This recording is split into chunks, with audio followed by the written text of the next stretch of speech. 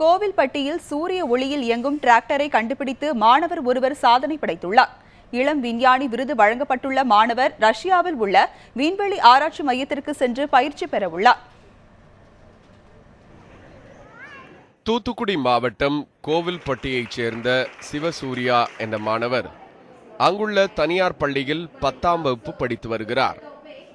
விவசாயத்துறையில் அதிக ஆர்வம் கொண்ட இவர் விவசாயிகளுக்கு உதவும் புதுமையான படைப்பை உருவாக்க திட்டமிட்டார். இதற்காக நீண்ட நாட்கள் போராடி சூரிய ஒளியால் இயங்கக்கூடிய டிராக்டர் ஒன்றை உருவாக்கியுள்ளார். இந்த டிராக்டர் சிறு குறு விவசாயிகளுக்கு உதவும் வகையில் அமைந்துள்ளது. அப்துல் கலாம் ஃபவுண்டேஷனில் போய் ரெஜிஸ்டர் பண்ணோம். அவங்க அதில் கூப்பிட்டாங்க. அவனை கூப்பிட்டு சென்னையில் போய் அவன் கலந்துக்கிட்ட ப்ராஜெக்டில் இவன் நம்பர் 1 ராகேஷ் சர்மா அவங்க கையால் அவார்டு வாங்கினா. அது எங்களுக்கு ரொம்ப பெருமையாகவும் சந்தோஷமாகவும் இருக்குது. பேரண்ட்ஸோட மோட்டிவேஷன், டீச்சர்ஸ் எல்லாருமே எனக்கு பயங்கரமாக மோட்டிவேட் பண்ணாங்க.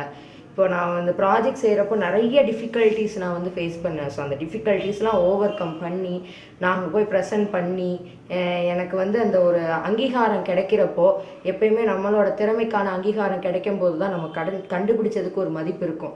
ஸோ அந்த மதிப்பு எனக்கு இப்போ கிடைச்சிருச்சு. நான் ரொம்ப நம்புகிறேன்.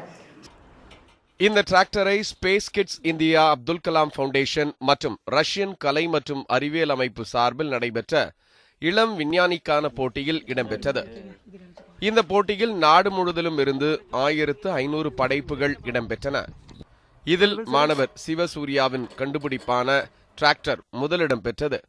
இதில் அவருக்கு இளம் விஞ்ஞானிக்கான விருது வழங்கப்பட்டது.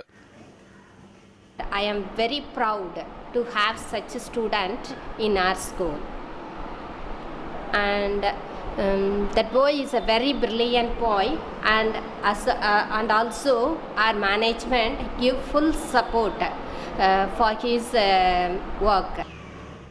இளம் விஞ்ஞானி விருது பெற்ற சிவசூர்யாவிற்கு ரஷ்யாவில் உள்ள விண்வெளி ஆராய்ச்சி மையத்தில் 10 நாட்கள் பயிற்சி அளிக்கப்பட உள்ளது. ஆண்டனி, நியூஸ் 7 தமிழ், கோவில்பட்டி.